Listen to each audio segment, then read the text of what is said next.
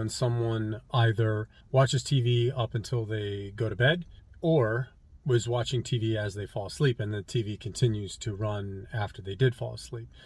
Why is that an issue? Because that is a pattern that can very easily and significantly disrupt neurotransmitters.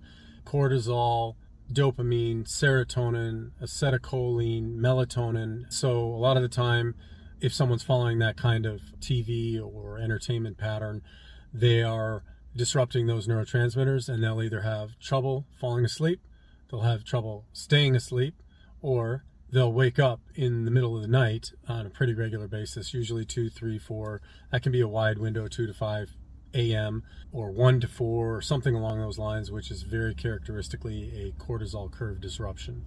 So cutting all the visual stimulation off, no computer, TV right before you go to sleep. And I would say, frankly, at least a minimum of 30 minutes. And that's quite a minimum. It's preferably longer than that. But if you can get back in the habit of doing something like that, then it will significantly help. But most people think it's going to help within a few days or a week.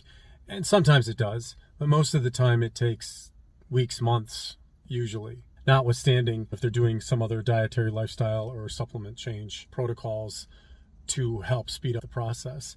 But just by itself, it really can work. You really have to reset the central nervous system, though, and that takes a little bit of time. So it can be somewhat discouraging, especially when you're used to falling asleep with that kind of stimulation, because it'll almost be a jonesing that goes on when you don't have that stimulation. And the best way I've seen for people to deal with that is simply to do some very light breathing techniques, just watching their breathing or doing some type of thought pattern that grabs their attention so that their mind isn't busy wondering why it's not being stimulated.